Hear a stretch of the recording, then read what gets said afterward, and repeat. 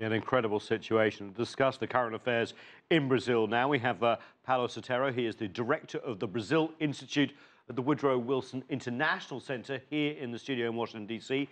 From Rio de Janeiro, we have Marita Bittencourt. She's an award-winning Brazilian journalist. And from Sao Paulo, we have Joel Fonseca. He is an economist and philosopher in Brazil. Thanks so much for you, all of us, joining us. Paulo, we've been talking about the political ups and downs in Brazil for years now.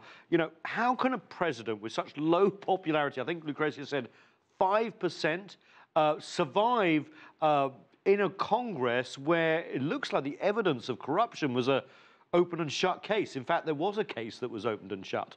Yeah, the Congress in Brazil is completely discredited, also like the president. They voted to save President Temer because they want to save themselves. The Brazilian population, Brazilian voters are totally disenchanted with their representatives of all political parties. And the victory for Temer is a Pyrrhic one, is a temporary one. Actually, the charges have been temporarily dropped.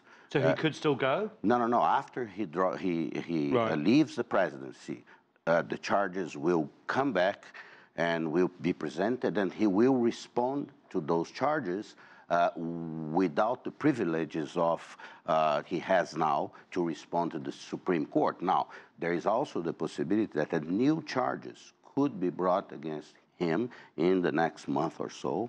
So this is an unpredictable situation, very low energy. There is only one thing, Nathan, that I believe continues to be prevalent in Brazil is the support, the popular support, public opinion support to the investigations on corruption in Brazil. Right, we'll get on to that. Let's go to Brazil. Joel, during the vote, I think Paulo touched on this, that basically it looked like the lawmakers were saying, look, there may be charges here, but for the good of the country, for economic stability, for the reforms that Temer wanted to push through after Dilma Rousseff was removed from office, we're going to keep you here. Is that what's going to happen? Well, I don't believe they're so altruistic. I think there is some little merit in that argument, but actually, for congressmen, it's very convenient to have a president that, to guarantee his own survival, he needs to be buying support from them all the time. He's not doing anything illegal by that. It's basically pork barrel spending and also nominating people from certain parties to many special positions in government. But the president right now is, let's say, a hostage to Congress. So he's having to do everything that they want in order to gather support. In fact, even the congressmen who voted against him, who voted to start the investigations, there is strong evidence that they had not done everything that they could to articulate a majority. So even they are benefiting from this situation. So they vote against him. They get the political benefits from their own constituencies. But in fact, they're also getting favors and they're also getting money from the federal government to spend on their own constituencies. So it's actually a very convenient thing for Congress. And at the same time, these economic reforms and the economic effort that Michel Temer is trying to do is being actively sabotaged by this necessity of guaranteeing his own survival. So he was tasked with erasing the budget deficit. The budget deficit is in fact increasing, and he's only increasing expenses now. So economically, I don't think he's staying in power is any good. Well, Marita, I was going to raise that point. Let's take it further. What about these reforms? I remember when he came in after Dilma Rousseff was pulled down and said, well, we will deal with the deficit, we'll change the country as we know it, we'll make it more dynamic. But if he's hostage to this hostile Congress, where is the reform program going? It's hard to tell, but he has nothing Marita, to lose. It's me? Yes, no? go ahead. Yes, well, I think he has nothing to lose. And he has done a lot already in terms of reforms that are really necessary to make the economy pick up a little bit. And it has come a long way. We are out of the recession. The inflation is down. It's not deflation. There was a risk of deflation, not anymore. And we are growing again. Right. So he has done a lot in 1 year. Right? This is undeniable. And now it's going to be harder to approve the Social Security reform. But I think if he approves at least the minimum age, it would be good in this scenario, because things are tougher for him in Congress because, as they said, he's now a hostage to Congress. But I think he will do, well, first of all, they're going to approve the political reform. Right. That is something of their interest to protect themselves. So they're going to approve a reform that's going to strengthen the parties that are already very strong. Well, so it's going to make it harder to take them away, the people who are there now, who voted for him.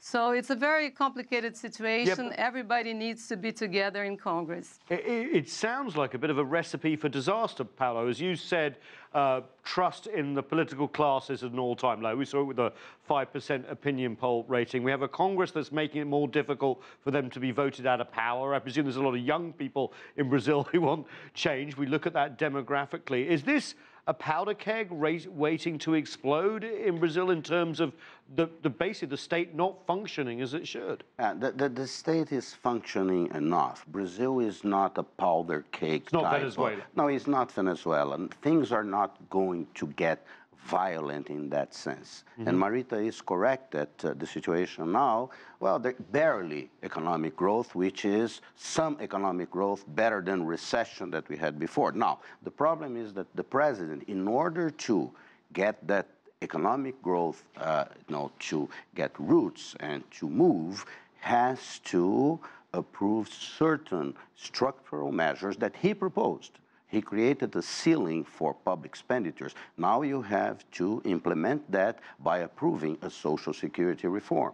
And what does that mean in Brazil? Does that mean, like it means everywhere else, entitlement reform, where people get less money and have to work harder? Yes. And some systems of social security in Brazil, in the state sector, is already collapsing because they were assaulted, they were defrauded. Now, there are problems that are, for instance, with political reform that Marita mentioned.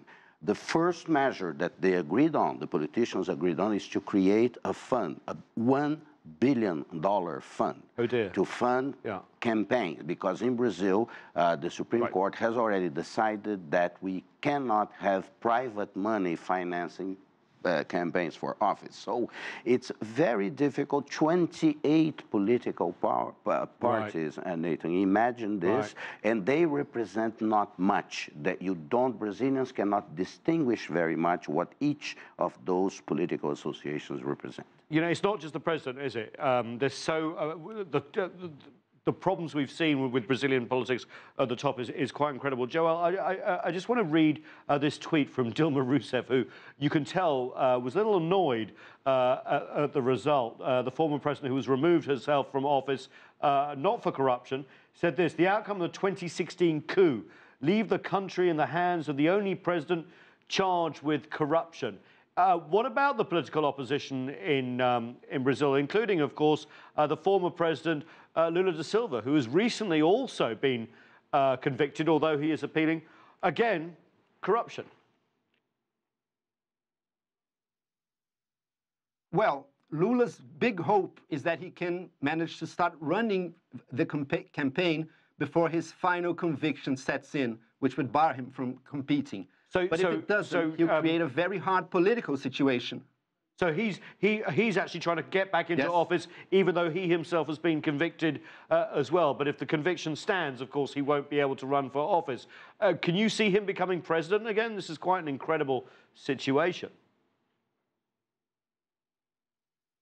If justice takes long enough, that's time enough for him to run, because he still can run. He depends on a second conviction on this same charge from the higher court in order to be barred from running. So if he runs and wins, which is unlikely because rejection of him is quite high, but it is unlikely, it would create a very hard political situation. Technically, he would be convicted and not be able to become the president, but he does have a lot of political power then, and we don't know what would happen. And the opposition right now is relying basically on him. He's the most powerful name to run right now. So the other names are very weak. So that's their big hope, even though some other entrants are trying to make an appearance and maybe gather support from the left. It's quite an incredible theatrical show, but the people in Brazil obviously must be getting tired of this, Marita. In fact, we spoke to some Brazilians on the streets, and let's just have a listen to them, and I want to get your reaction off the back. Infelizmente, não tem alternativa. Unfortunately, there's no alternative. You look around and there aren't politicians who can help. If we remove Temer, we will sink even lower economically. I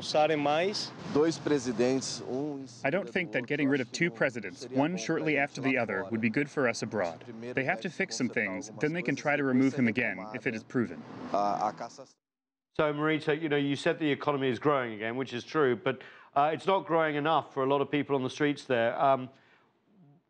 What's the economic outlook going forward, and how's that going to affect politics? Yes, the pace is really slow, and it was picking up before the last scandal in May, but in the last 2 months, we've lost momentum. It's true.